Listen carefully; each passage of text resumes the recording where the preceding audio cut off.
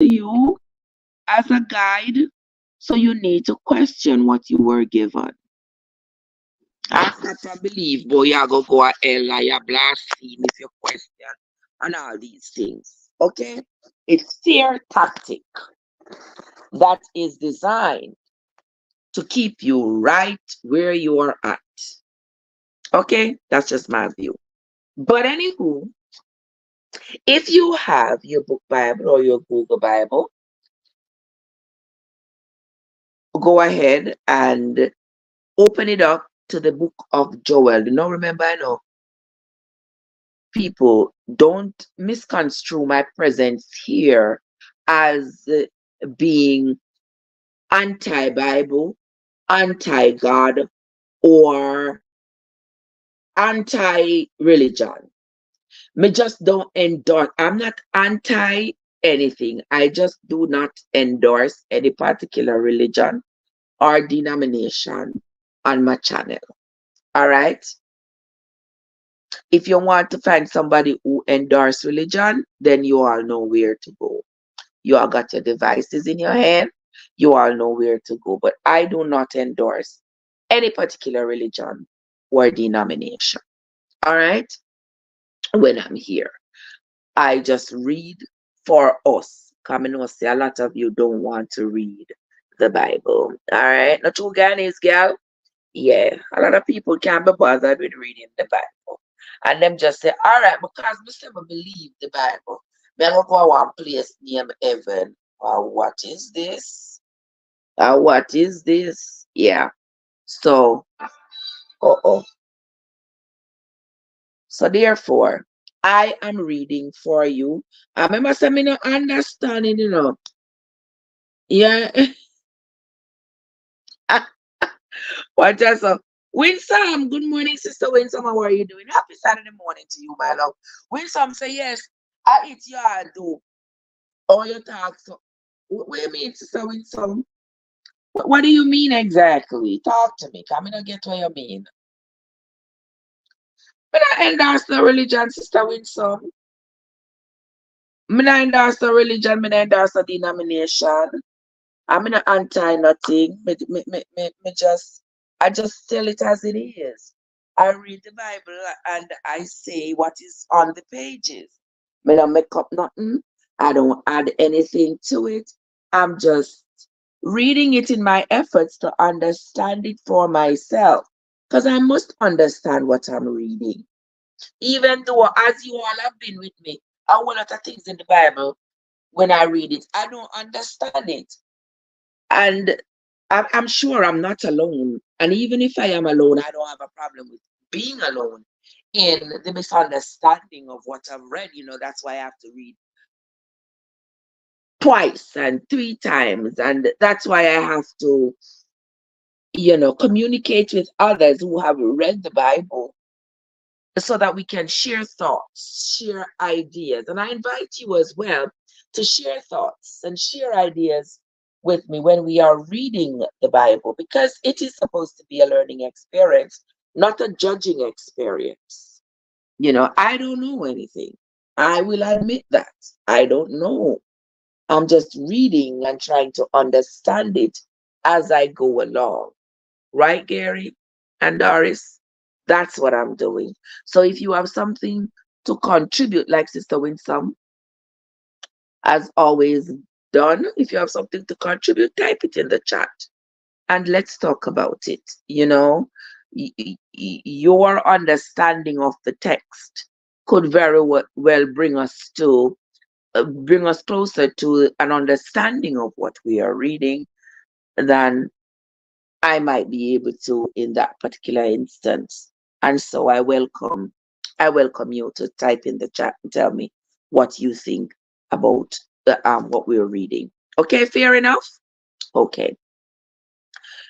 So this morning, Sister Winsome, before you ask me where we reach, we are on the book of Joel. Boy, we are going, guys, we're almost at the end of the Bible. Almost at the end of the Old Testament. We are on the book of Joel. And if you don't know where the book of Joel can be found, if you find Jeremiah, Lamentation, Ezekiel, and Daniel, Then you go over from Daniel to Hosea and then Joel. Okay?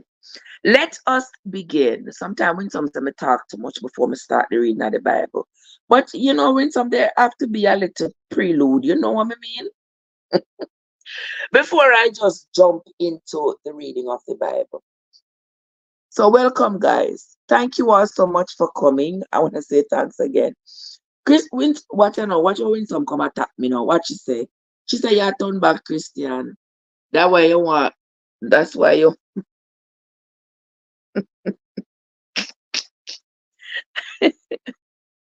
I want me to attack me, so sister. When some I want me do to you. I want me do you. Me know say me not do you nothing, you know. Want me to attack me, so sister. When some say me I turn back Christian. All right, all right. Just make sure so you find the book of Joel and let us read. That's the most important thing right now. Let us read. Sandy Murray, bless up yourself. Good morning. Happy Saturday to everybody. Let us. I can't read you know in some. I cannot. But anyway, Brian Clark is here. Clarence, Felicia, Dorothy. Welcome everybody. Thank you all so much for stopping by. All right, let us begin. The book of Joel. The word of the Lord that came to Joel, the son of Pethuel. Now, one other thing, you know, guys, I want you all to remember is that the text in the Bible, that is, these texts in the Bible are written by different Jewish people at different times. The Bible was not written in one at all at once. And furthermore, I will tell you the Bible was not written. The Bible was compiled. So for those of you who like to tell me that the Bible was written by men inspired by God, go back and read the Bible for yourself and do your little research, and then I'll come back and tell me if that sound right coming off your tongue. The Bible was not written by anybody, inspired by anybody. The Bible was compiled. Miss that again. The Bible was compiled. And what does that mean? It means that various texts were taken from the Jewish library of texts and compiled together in a book that we now call the Bible.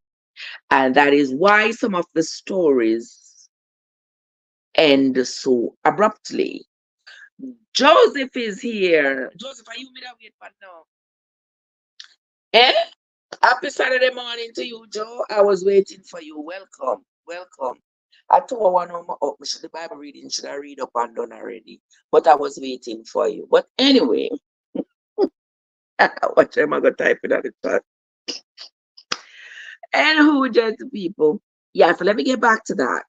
So the Bible was not written, the Bible was compiled. The Jewish texts that were gathered together and determined to be worthy of being put in this compilation were not written all at once.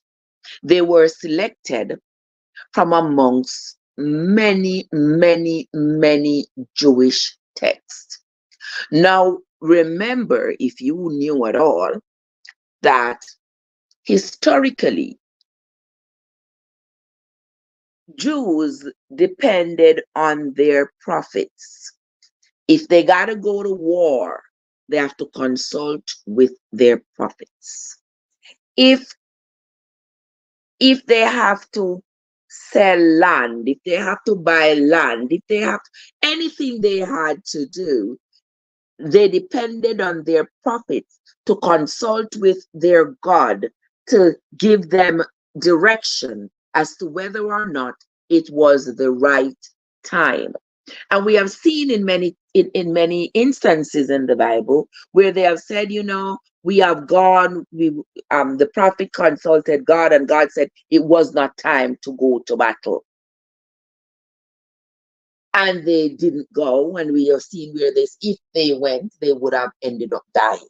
If you all remember the story of Ahaz, I use Ahaz as an example all the time, because the story of Ahaz, when Jehoshaphat came and told Ahaz that, a 3 year now, a 3 year now, we not fight with Syria for Ramoth Gilead, 3 years now, we not have no war. A time now for we go fight with them. Because remember, Ramoth Gilead, our forefathers' place. Our forefathers, they don't left them with the wall over there so they feel we. And the Syrian them come and them take it over. And we are going to fight them to get it back. Now remember, before Ahaz made that decision that they were going to go fight Ramoth Gilead, they were going to go fight Syria to regain possession of Ramoth Gilead. What did he say to Jehoshaphat? Remember, we got to go consult with the prophets. How many prophets did Ahaz call up together? Ahaz called up 400 prophets. 400 prophets to find out if it was okay for them to go fight Syria to regain custody of Ramoth Gilead. 400 prophets. Now, what a piece of confusion. If you got to do something, Paul Watson, you have to do something, and you have to get the advice of 400 people. That's what's the confusion that? Yeah, right, Francois? That's a lot of confusion. And when all those 400 prophets came forth, and he has asked them, what do you think? What do you think if we go fight the Syrian them to get back Ramoth Gilead? All of them say yes. God say you have to go. God say yes, you have to go fight them. Right, Ginny? To get back. And I see my sister Miss B in the place. Hey, Lady Bug, how you doing, my love? And the 400 prophets told Ahaz that yes, God said you must go fight the Syrians. Jehoshaphat said, this doesn't sound right. How comes the whole 400 of them say yes, you have to go fight? Nobody no say no. Nobody, you don't know nobody else, no other prophet where you can ask. Look, we ask our next prophet, man. Because I not trust them, man. Yeah. Or the one of them just forward out so and say, yes, God say you fi go. Ahaz say, some no one prophet down the road. That prophet the name Micaiah. But me and the man they not too green now. Cause the man they, no matter how I consult him never have nothing good to say to me. So me don't like him. Me hate man like a dose of poison. Me don't like him. Joseph had said, well, me think of him you need for go talk to. Him you need for go ask. Him say, all right. Him call the officer and say, go on down away name this today. But see if you see the man that was claimed him a prophet named Micaiah. Tell him to call him. When Micaiah came, even today they just follow their religion without logic. I tell you why now, without logic, without reasoning. Without reasoning. Exactly. Them just a walk like a blind Bartimaeus. Them just, people say jump and them jump. People say run and it's in the Bible, so run. And you pick up yourself and you run, go and brute force speed. And you not stop to ask yourself, how where me I run go? And now where me I run for? Let me get back to the story. So when he sent the officer to go find Micaiah came. Remember saying, Ahaz already not like Micaiah because everything Micaiah say, everything Micaiah prophesied for him, it was never in his favor. So I'm not like Micaiah. So when Micaiah come, he asked Micaiah if he was supposed to go fight Syria for Ramoth Gilead. Micaiah said to him, I see Israel like a sheep, a flock of sheep without a shepherd, roaming the mountains of Israel. What does that mean? That means he sees Ahaz dying in that battle and leaving the children of Israel without a leader, without a king. What did Ahaz say? Ahaz said, Jehoshaphat, me not tell us that this man don't like me. Me not tell us that this man never gonna prophesy nothing at all good about me. You hear what the man say? You hear what the man say? Me don't want to hear that. Me don't want to hear that. But Micaiah tell him that that's what he could see. Now Zedekiah, he was so full of himself. He thought, well, I am a chosen prophet. Yeah, God love me. I am a chosen prophet. You know them people with the ego. So him now go build this, I don't know what you call it, this armor. He built this armor with some 2 horns in it. So God tell him to go build this armor and bring this armor, said them to wear this armor for go to war with Syria because they're going to win the war with Syria. So when Micaiah said what he could see in his vision, what he could see, Zedekiah never liked that. So what Zedekiah do? Zedekiah come up and shot Micaiah a box. Him say, where God find past me to come talk to you. Micaiah say, we soon find out. Don't worry on yourself. Don't worry on yourself. We soon find out. What did Ahaz do? Him tell them, take Micaiah and go fling him in a prison. Because he never liked what Micaiah prophesied. So them throw Micaiah in prison and then gone up to Ramoth Gilead, go fight the Syrian them. Did Ahaz come back? Did Ahaz come back? All right, without me going into the entirety of the story, did Ahaz come back? So that tells me right there that of those hundreds of prophets, Micaiah was the only true one, and he was the one that was despised. But he seemed to have been the only true prophet amongst all those prophets that were giving advice to Israel. And let me tell you, I've said it before that from back in the day, the prophets that Israel depended on to give them guidance were their worst enemies. The prophet, they make up a story, tell be a lie. Everybody wanted to be a prophet because they wanted the respect and honor that came with being a prophet, but they were not all called. And so it brought about such confusion.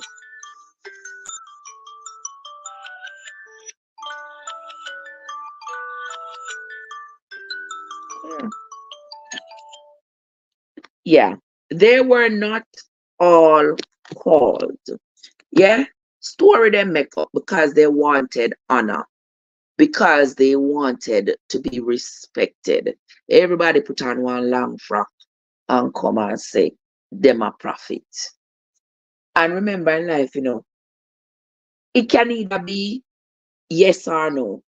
It can either be that it happen or it not happen. You understand? You understand? White dove, bless up yourself. Bless up yourself, my love. Thank you so much for coming in. Thank you so much. Winsome says, but remember, we pass in the Bible, says some of them say God, who say when God say when it exactly. We have seen even in the Bible, we have seen it written that some of these prophets were false. Remember, Jeremiah come out and lick out against everybody, and he identified people we thought was fake, but Jeremiah himself was a traitor to the Jewish people. I'm not going to get into why I say that this morning, but for those of you who have been here with me, you all know how I feel about him after having read the book of Jeremiah twice. My feelings towards him hasn't changed because he was another one. He was another one.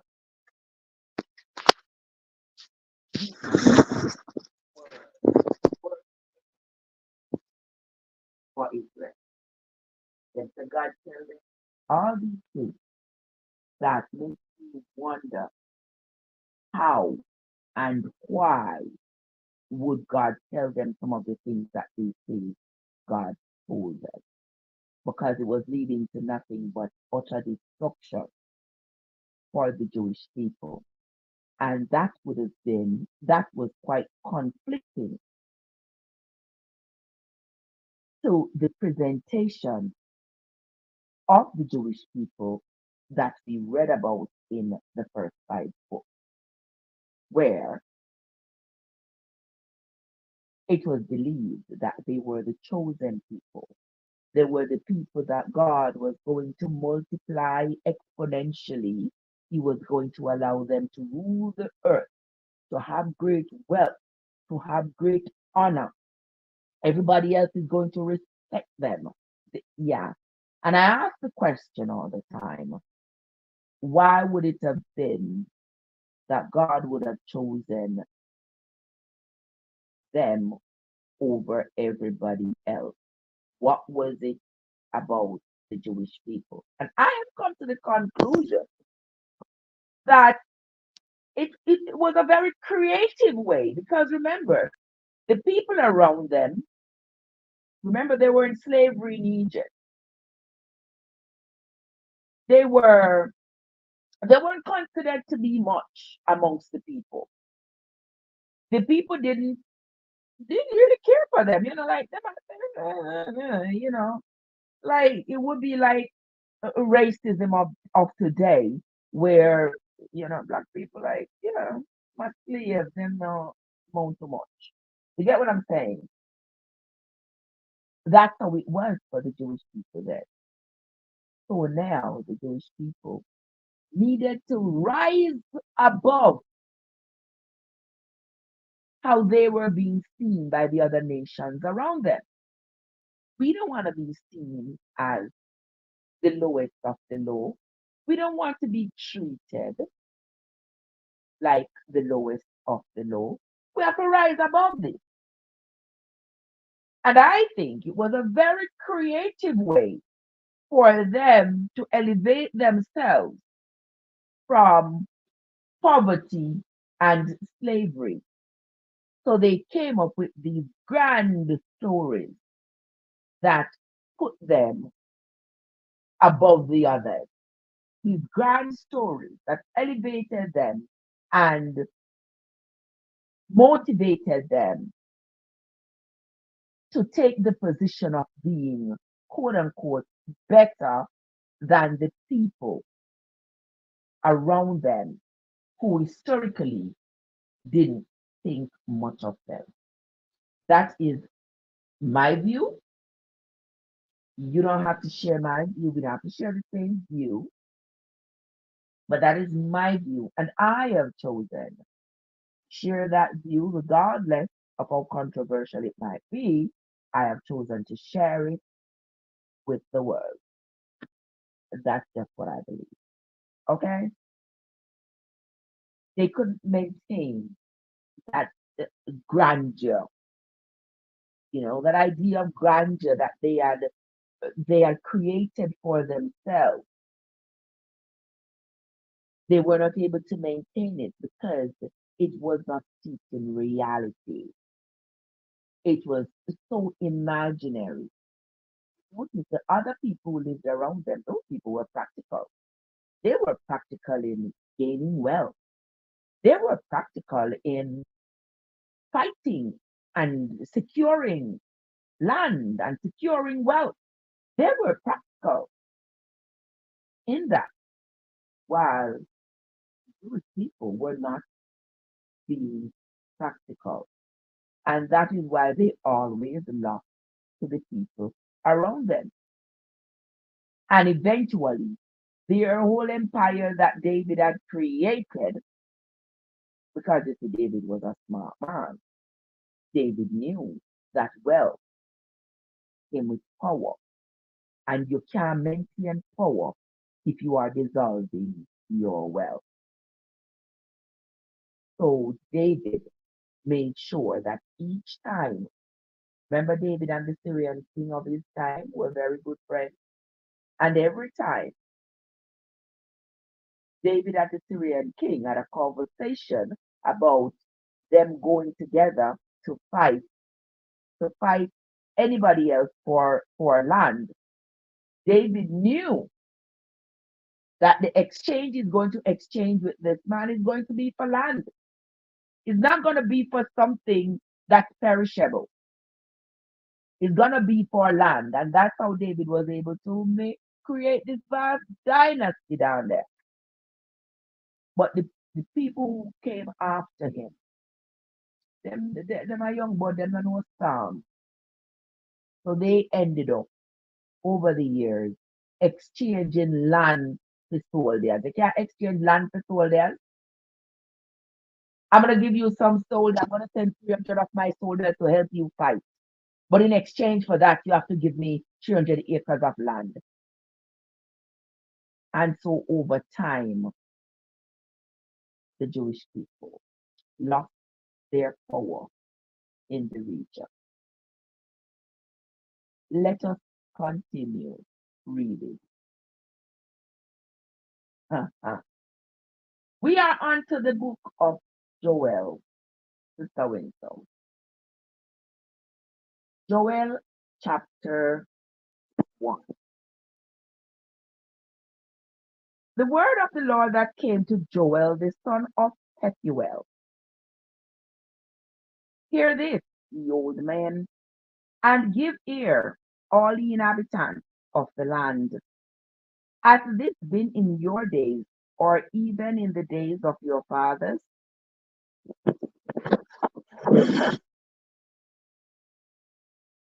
Jamaica overseas is here. Blessings, my brother.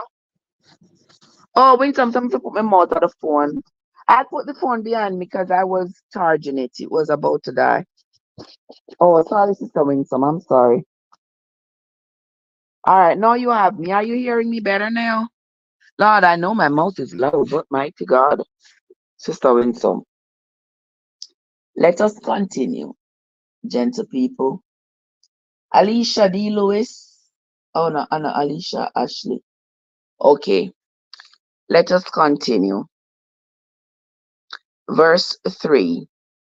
Tell ye your children of it, and let your children tell their children, and their children another generation, that which the palmer worm hath left hath the locust eaten, and that which the locust hath left hath the cankerworm eaten, and that which the cankerworm hath left hath the caterpillar eaten.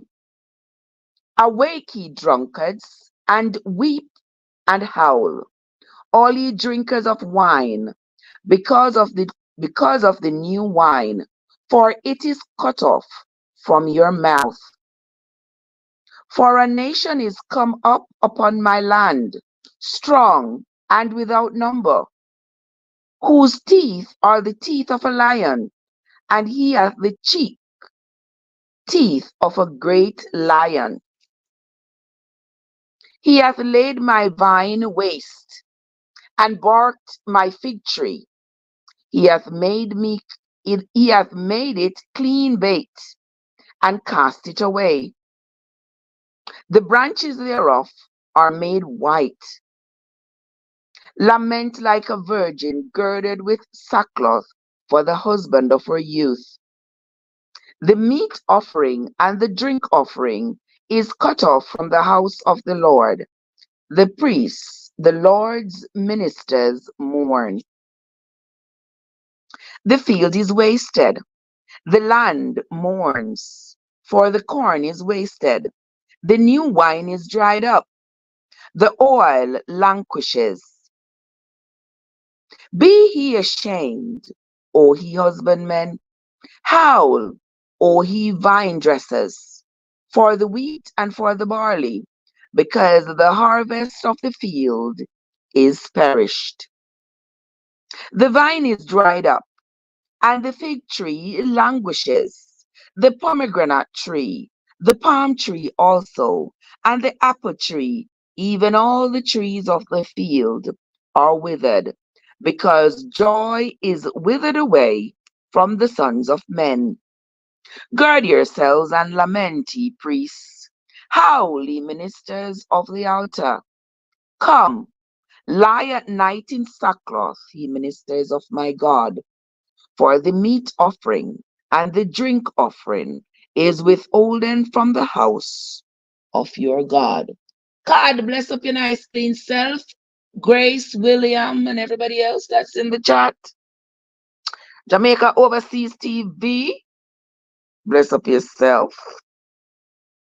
We are on to chapter 1 of the book of Joel, verse 14. Sanctify ye a fast, call a solemn assembly. Gather the elders and all the inhabitants of the land into the house of the Lord your God, and cry unto the Lord. Alas, for the day of the Lord is at hand, and as a destruction from the Almighty shall it come. Is not the meat cut off before our eyes? Yea, joy and gladness from the house of our God. The seed is rotten under their clods. The garners are laid desolate. The barns are broken down, for the corn is withered. How do the beasts groan? The herds of cattle are perplexed, because they have no pasture. Yea, the flocks of sheep are made desolate. O Lord, to thee will I cry, for the fire hath devoured the pastures of the wilderness, and the flame hath burnt all the trees of the field. Hey Audrey, what's up? Kiki, Toby. Verse 20 of Joel chapter 1. The beasts of the field cry also unto thee, for the rivers of waters are dried up, and the fire hath devoured the pastures of the wilderness. Anika, here ends the reading of Joel chapter 1. We are going to move on to Joel chapter 2.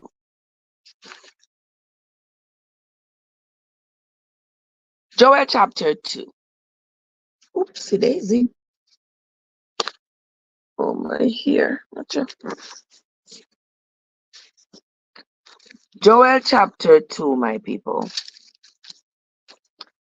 It says, blow ye the trumpet in Zion, and sound an alarm in my holy mountain.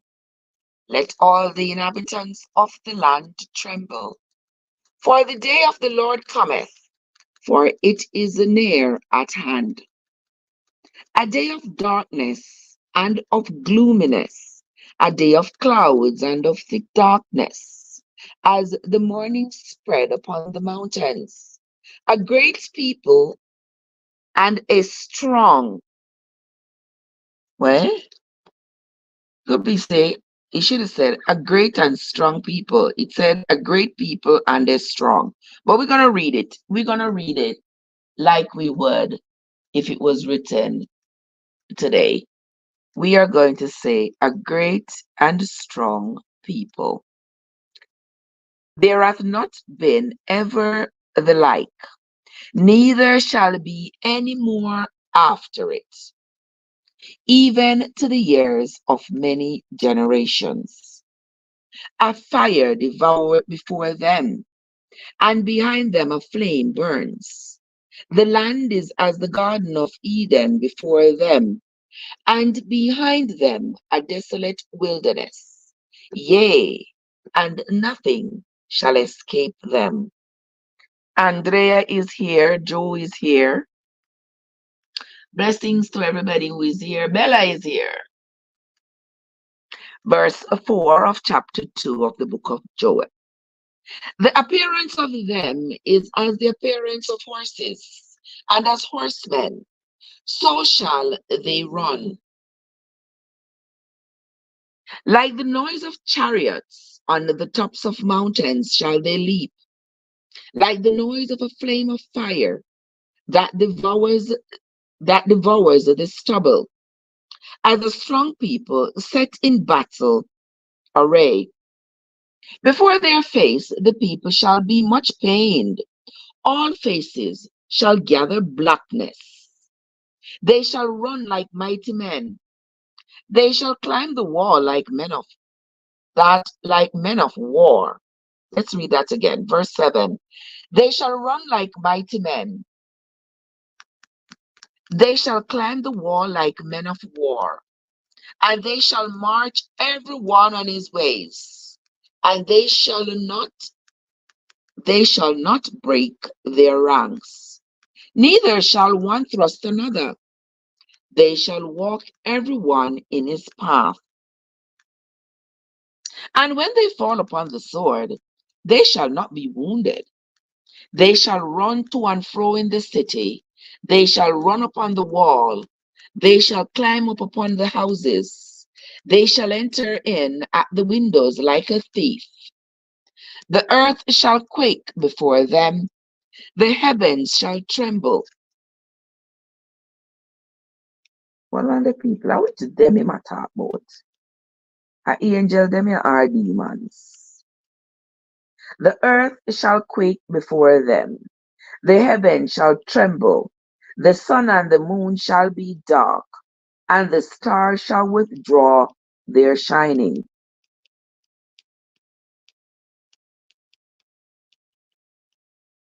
What the biblical people them there? I would say talk about angels are demons. It not sound like demons to me because demons wouldn't be able to make the sun stop shine and the moon and the stars. What do you all think, lovely people? Wanna talk to me? Where can't they? Can't talk to me. Tell me what this is saying right here. Right. I could continue either way. Verse 9, we're going to read that again. They shall run to and fro in the city. They shall run upon the wall. They shall climb up upon the houses.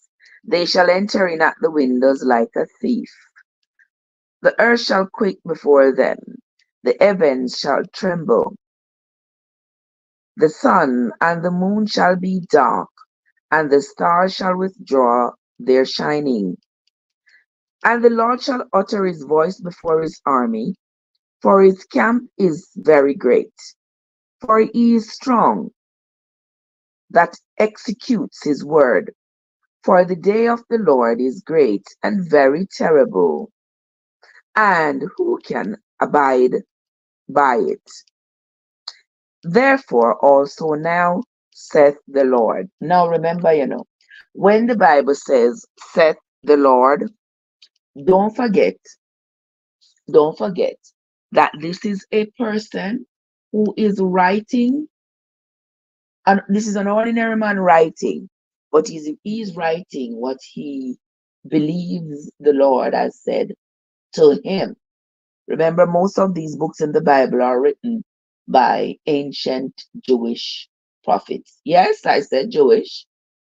The Bible is a Jewish book.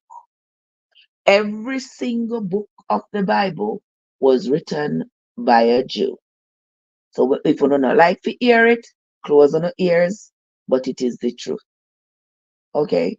People like to say, oh, the Bible. Them not like to hear when we say the Bible was written by Jews or the Bible is a Jewish book written from a Jewish perspective. People don't like to hear that. But it is the truth. So if you don't like to hear the truth, well, you maybe not going to want to listen. But it is the truth. Okay? So let us continue. Verse 13 of Joel chapter 2. And rend your heart and not your garments. All right, you know, always hear people use that term.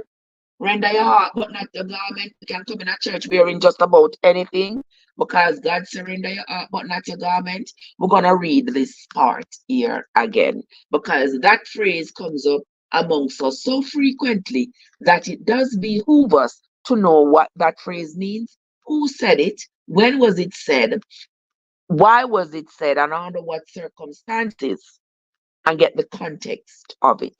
So make us read again. We're going to read from verse 10 of Joel chapter 2. The earth shall quake before them, the heaven shall tremble, the sun and the moon shall be dark, and the stars shall withdraw their shining. And the Lord shall utter his voice before his army, for his camp is very great. For he is strong that executes his word. For the day of the Lord is great and very terrible, and who can abide it? That's what the Bible says. Who can abide it? Verse 12. Therefore also now, saith the Lord, turn ye even to me with all your heart, and with fasting, and with weeping, and with mourning, and rend your heart and not your garments, and turn unto the Lord your God, for he is gracious and merciful, slow to anger, and of great kindness, and repented him of the evil. Now I am going to pause right here to have a little chat with you. You see, when the book of Joel, Bible never said that. Now, I'm pausing here for a little explanation. Now, when the book of Joel, chapter 2 and verse 13 says, the Lord says, rend your heart and not your garments. People for generations have misinterpreted that verse right there. You ever see somebody come to church and them are wear maybe one short skirt or something that according to the church rules might deem them to be not following the rules because the clothes might seem appropriate. And if you're in me might seem inappropriate. And when somebody say, the clothes might seem inappropriate, them say, God say, render your heart, but not your garment. The Bible not say nothing about no render no heart, You all are hearing it from my mouth as I read it from the Bible. The Bible not tell us to render your heart, but not your garment. It says, rend your heart, but not your garment. What does the word rend in the Bible mean? That's the question. Now, you all remember when, hold on, Othelia, that was her name? That was her name, right? Called Othelia, Joash's grandmother. Now, you all remember when she, y'all remember when she had ordered all of her grandsons to be slain? She ordered all of her grandsons to be slain so that she could ascend to the throne of Israel. One of her grandsons was stolen by his aunt and hidden. I think that was Joash. His aunt hid him from his grandmother. His grandmother killed all of his siblings after their father had died. Because remember, Athelia. Thank you, Claudia. See, I like when the people in the chat remember stuff to kind of catch me up, you know. Yes, Athelia. After she wanted to be king of Israel, queen of Israel, then she wanted to be. After her son passed away, she ordered her grandsons to be slain so that she could take over the throne. After Joash became old enough, he wasn't even old enough because he was still a kid, but after the elders had appointed Joash to be king, and they planned the ceremony to install Joash as king of Israel, even though he was young, but he was the son of the king who had died. So it was his place to be king, not his grandmother's place to be queen. When she entered into the temple and saw that the person they were appointing to be king over Israel, which would end up deposing her, what did she do? According to the Bible, she went out and she rent her clothes. What that mean? She tear off the Jesus before I did. She tear off our clothes. That's what it means. People used to tear off their clothes out of respect. Who is here? I'm doing great. Who is Craig? Craig, how you doing, my love? How you doing? Good to see you. Good to see you. My phone nearly dead in the middle of the live. Whenever I hear this. All right. We have to make it get a little bit of juice there. So. Okay, guys. So it says she render clothes, meaning she tear off our clothes. The woman king. Yes, God. She was the first woman king of Israel. Okay? So whenever you hear the Bible talk about somebody rending their clothes, it means that them rip off them clothes because of, out of respect, I should say. Out of respect, desire for repentance, to show that they are sorry for whatever it is, to show that they are sorry, angry, in disbelief, repentant, something like that. They would rip off their clothes, and they call it rending of their clothes. We see a lot of several people in the Bible we have seen where it speaks of them rending their clothes. So that is what Joel was talking about here. Joel was saying, let me read it for you all again. Verse 12, therefore also now, saith the Lord. This is Joel saying, the Lord tell him so. All right. Turn ye even to me with all your heart. That means come to me with all your heart. Come serve me with all your heart. Come with your fasting. Come with your weeping. Come with your mourning. and rend your heart, but not your garment. Present to me your heart. Don't come tear up no garment in front of me. Come tear up your heart. They rend their clothes and cover their head with sackcloth and ashes. Exactly. Who are rent? Nobody not rented. It's not rent. It's rend. REND. It's rend. Rend your heart, but not your garment. So he's saying, you don't have to come tear off your clothes.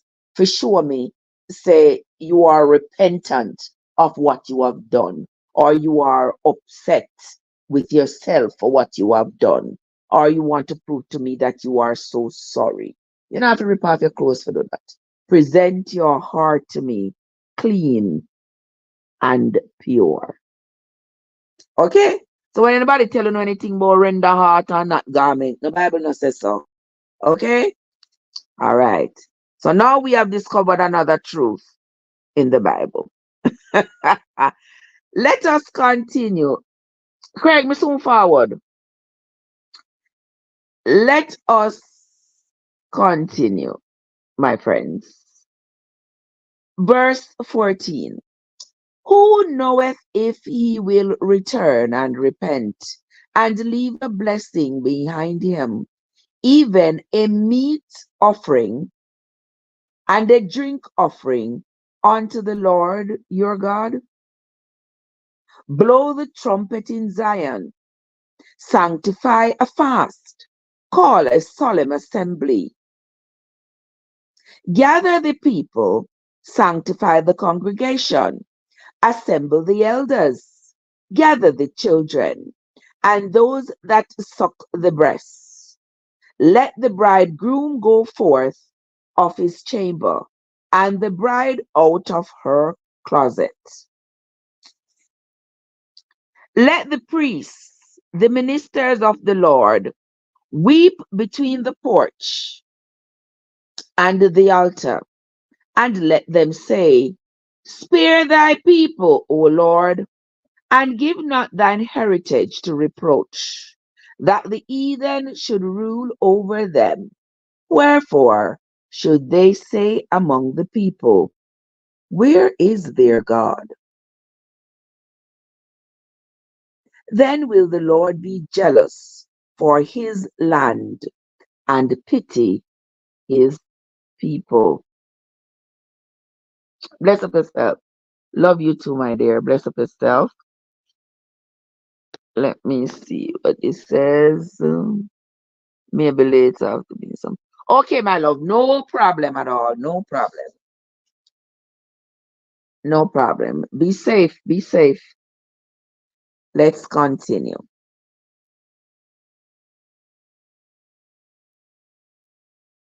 Verse verse 18. Then will the Lord be jealous for his land and pity his people. Yea, the Lord will answer and say unto his people, Behold, I will send you corn and wine and oil, and ye shall be satisfied with it. And I will no more make you a reproach among the heathen. Now you all remember I told you all that the Jewish people were really considered a reproach among the other people who lived amongst them. Plumber, bless up your nice clean self. How you doing, my love? Yeah. So remember, I told you that the Jewish people were considered to be like, like second class citizen, like, not even second class citizen. The people them around them never count them. Let me just say that. They were enslaved, they were looked down on. They weren't considered to be anything of anything. And so that is why I concluded that they wanted to rise above their current circumstance. And that was why Moses came up with this creative way of bringing his people above their current circumstance. Yeah. It's like let me see which nation. Who was a good leader that wanted the best for his country? I'm trying to think of a country. Let's look at Libya. Let's look at Libya that was under the rule of Gaddafi for all these years. Do you all see how the people of Libya, if you all don't know, go and go look, how Gaddafi wanted nothing but the best for his people. Gaddafi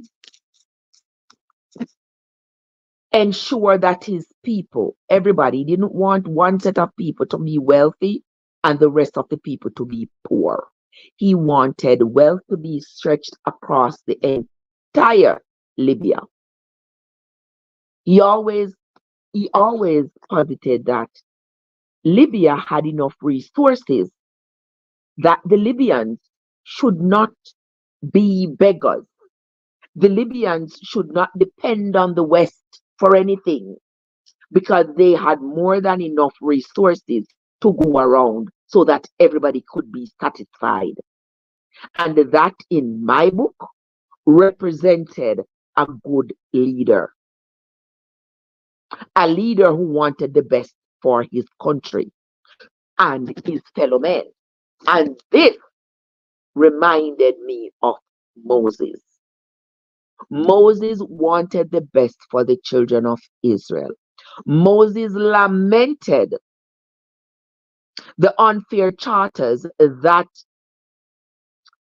bounded the children of Israel to slavery. Moses despised those things, and so Moses came up with this creative, outlandish order to elevate his people out of slavery. And it worked.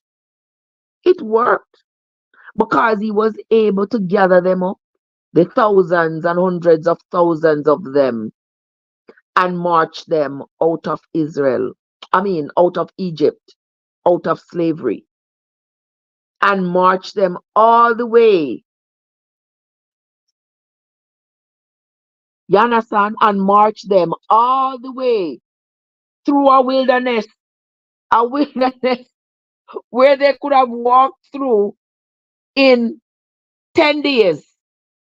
It took them 40 years. A wilderness where they could have walked through.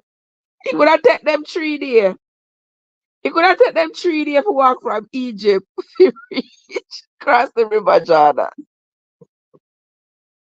We're going to the promised land. It took them 40 years. That was enough time for Moses to convince them. Anywho, gentle people. I sir. Remember Jim Jones? Remember Jim Jones? Why no? Why not tell me where you been all this time? How come me just a find you? I say, all this time they are hiding plain sight, All this time, but they are hiding in plain sight. I can't even tell if you're up. That is the whole idea right now. That is the whole idea. For you not to be able to tell whether or not I'm orthodox. Because listen, I am reading from this good book here, and I am analyzing what I am reading, and I'm trying to put away what I was taught, what I was indoctrinated and socialized into believing. and reading this book here for myself, and looking at all the possibilities. Me not just reading it and say, well, the Bible is true. Everything in the Bible is true as I was taught, as I was led to believe from childhood. No, I'm not reading it like that. I am reading it with an open mind and employing all the possibilities that could be based on the text of the Bible. I don't mean I make up anything, gentle people. It is what is in the Bible.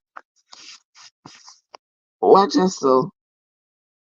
Our Andrea said she snapped within the moment of being dethroned by her grandson. Exactly, Andrea. That was Andrea was talking about when I was talking about Athalia. Because she believed that all of her grandsons were dead. She didn't know. She didn't know that Joash, remember they had hidden Joash from her. So she didn't know that Joash was still alive. God says, remember, you are now reading from the 12 minor prophets, from the book of Hosea to Malachi, were referred to as the 12 minor prophets. Well, good thing you said that, because me never know that. Me never know that. So, good thing you said that. So, these were the minor prophets. Oh, okay. I appreciate that. These were the minor prophets. 12 minor prophets. From the book of Hosea to Malachi. From the so holy and so-called chosen one to listen to me now, white dove. Don't let nobody break your spirit. Let me tell you, don't make them break you. Don't do that. People have tried that with me. If you see somebody text them and me get sometimes, I just smile. I just smile and keep it moving. People come for me, them say me a heathen, me a blaspheme, me a go to hell. All of these things. Nobody can trick me no more. I'm way over 50 years old. Nobody can trick me no more and scare me. It's a scare tactic. I tell a boy, yeah, go to hell if you don't believe what in the Bible. I tell you one whole bunch of cockadoodle story. The Bible is written from a Jewish perspective. The Bible is a compilation of ancient Jewish writings. Now, how did these ancient Jewish writings get presented to me as my guidance? You can read the stories. You can get inspiration if you so desire. But how does these ancient Jewish writings apply to me now? That's the question I want to ask yourself, because it's mostly stories. A story. You understand? If you're gonna say you're gonna pick sense out of nonsense and you're gonna use this story, make it apply to your life. What if you never have these experiences that these people have had? Or their experience is supposed to guide you. You're not gonna have them same experience there. Look at Samson. Samson claims him a go down a Philistine and he see one lion and him use him bare hands and he kill the lion. And when he go down a Philistine, go look for the girlfriend, and he was going back to where he was from, upper Jewish land, Jewish town. He was going back. Him see the lion and bees. Him see the carcass of the lion that he had killed. And bees had made a hive inside of the lion's carcass. And him bend down and scoop out honey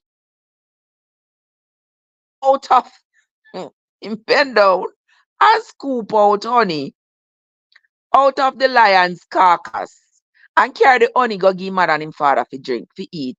But him never tell them say out a lion carcass and get the honey from. You no expect to get Forget Jordan. Bless up yourself. I see a lot of you got inspiration from that. Not true, child, please. You go and go look for one lion for strangle. And when you strangle the lion, you come back and we can talk.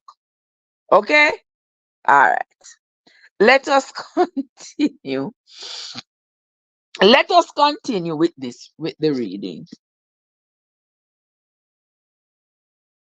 Hold on there, guys.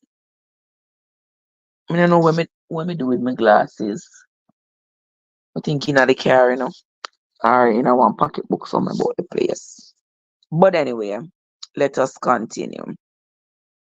Verse 20, me I go read again. It says, "But I will remove far off from you the northern army, and will drive him into a land barren and desolate, with his face towards the east sea, and his hinder part," that means his behind, his back part, "and his hinder part towards the utmost sea, and his stink shall come up," his stink, and his stink shall come up, "and his ill savor shall come up." AG, bless up yourself, because he, Ocha, hold on the people. Something went wrong here, so something went very wrong. Okay. Let me read that again.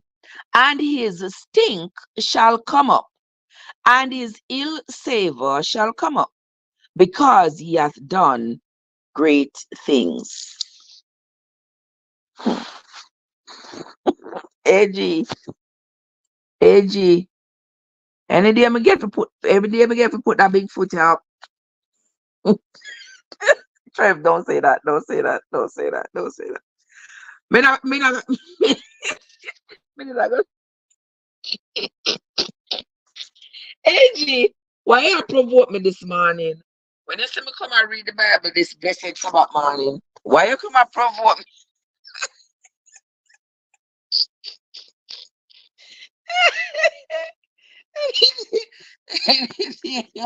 Anything that Bigfoot that come by your show.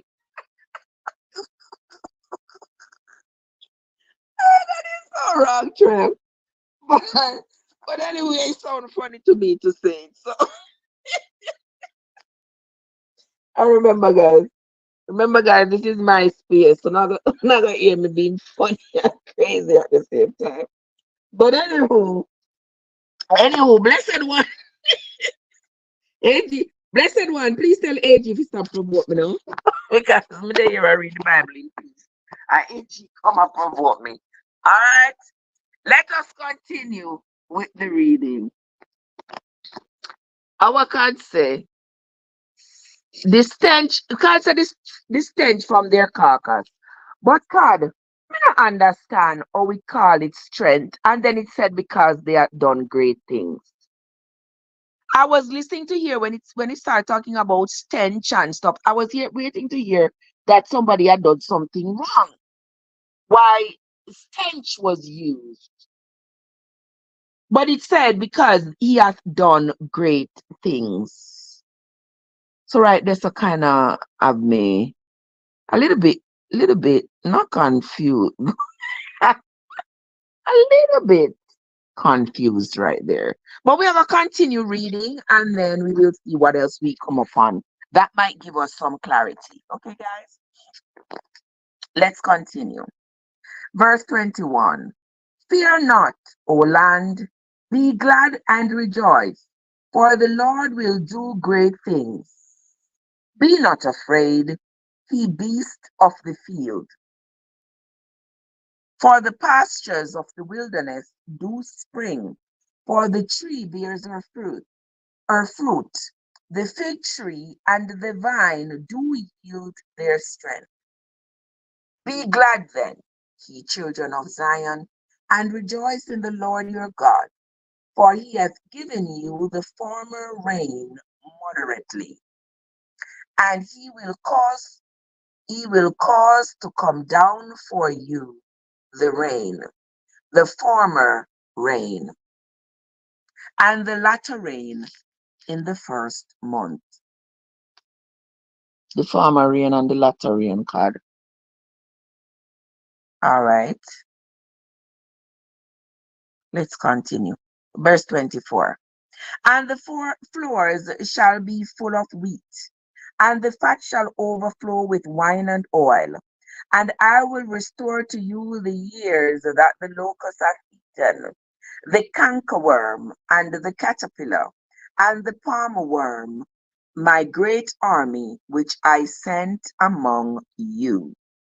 And ye shall eat in plenty, and be satisfied, and praise the name of the Lord your God, that hath dealt wondrously with you, and my people shall never be ashamed. Verse 27. And ye shall know that I am in the midst of Israel, and that I am the Lord your God, and none else. And my people shall never be ashamed. Verse 28. And it shall come to pass afterwards that I will pour out my spirit upon all flesh, and your sons and your daughters shall prophesy. Your old men shall dream dreams, your young men shall see visions, and also upon the servants and upon the handmaids. In those days will I pour out my spirit, and I will shew wonders in the heavens and in the earth, blood and fire and pillars of smoke. The sun shall be turned into darkness, and the moon into blood, before the great and the terrible day of the Lord come. Now, what I have come to the conclusion. You see, in the Bible, when they talk about the sun coming into darkness and the moon turning into blood, I see those as eclipse. But back then, they did not understand the sun going dark to mean that the earth has passed in front of the sun, blocking out its light. When the moon turned into blood, they did not fully understand the astrological value of that event.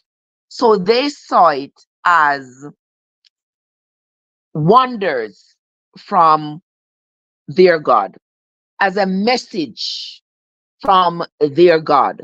Their God was telling them something. Something was going to happen. This was to them some kind of a miracle. God, how the sun just gone dark, so?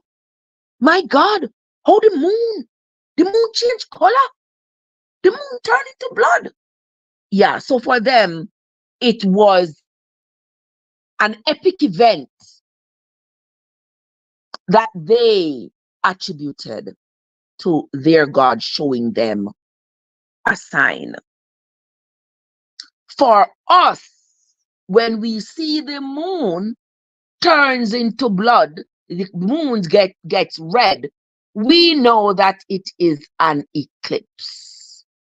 It is not God showing us no sign and no wonders. It is not something if you run under bed and be afraid and start trembling in your shoes because the world is going to end. No, it's not. Back then, those people believed that it was some kind of sign and wonder. When the sky became so dark that they could not see the stars. They thought it was God sending them a message. We now know, we now know that it was no special message being sent to them. It was just an event, a galactic event. Not enough serious consequences. And if you don't have to study astronomy to realize that that couldn't be so. It could not have been a miraculous event that required them to do something special. Okay? With that being said, Andrea says, I was thinking of solar eclipse. Exactly, Andrea. Exactly. That's what it was.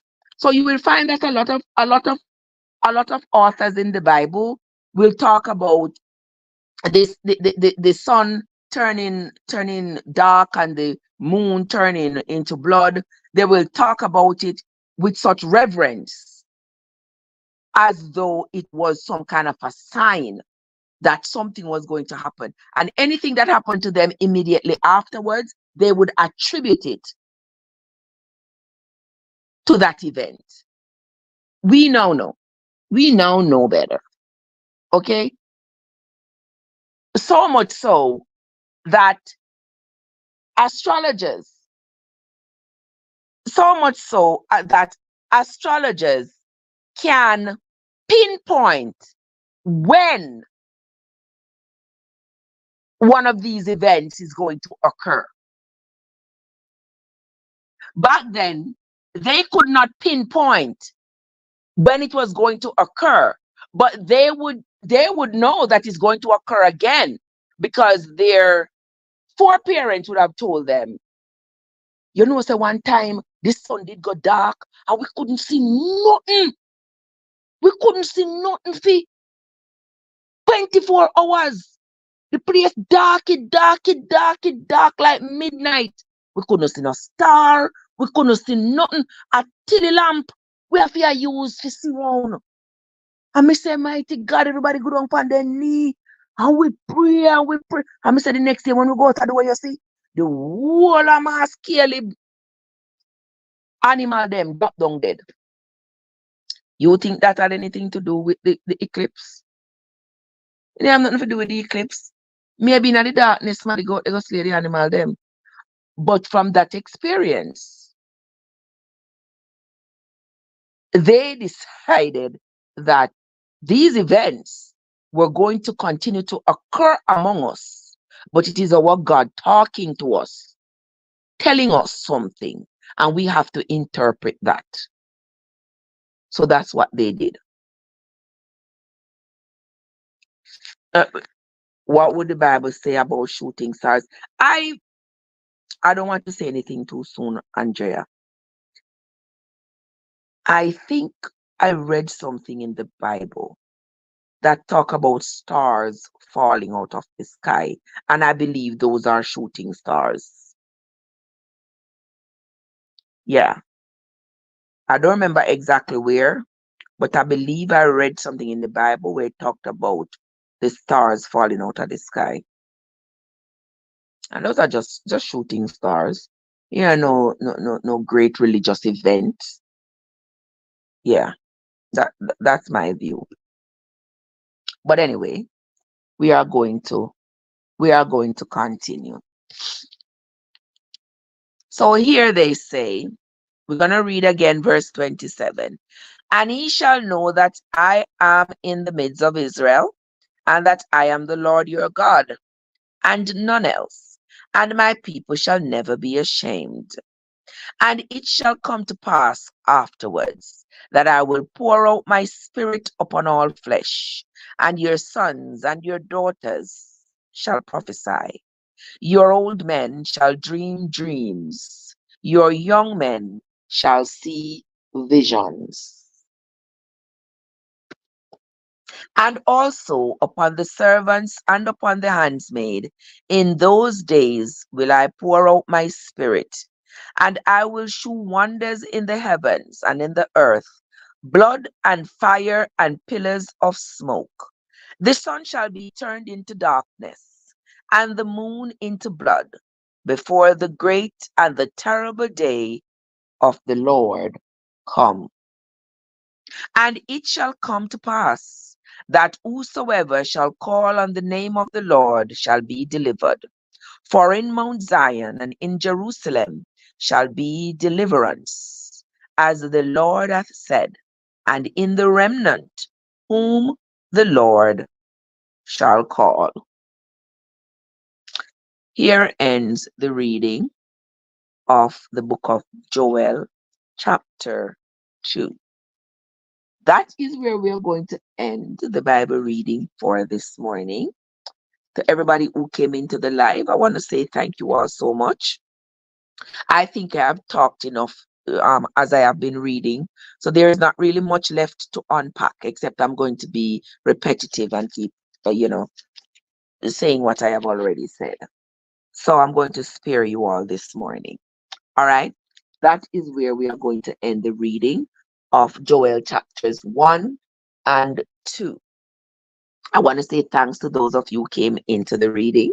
Those of you who followed along in your book Bible or your Google Bible, thank you all so much. Those of you who contributed to the chat, I want to say thank you all so much. I sincerely appreciate you. White Dove, bless up yourself.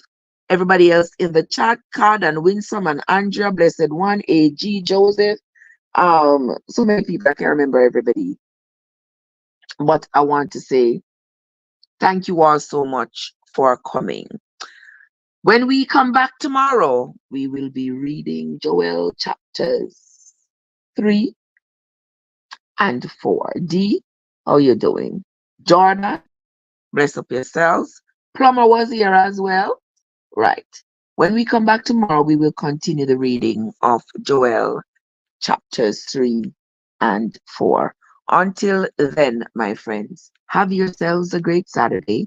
And whatever you do, don't forget that your journey matters. Have yourselves a great day, everybody. Thank you, Sister Blessed One. Have a great day, guys. See you all later. See you later, Sister Winsome.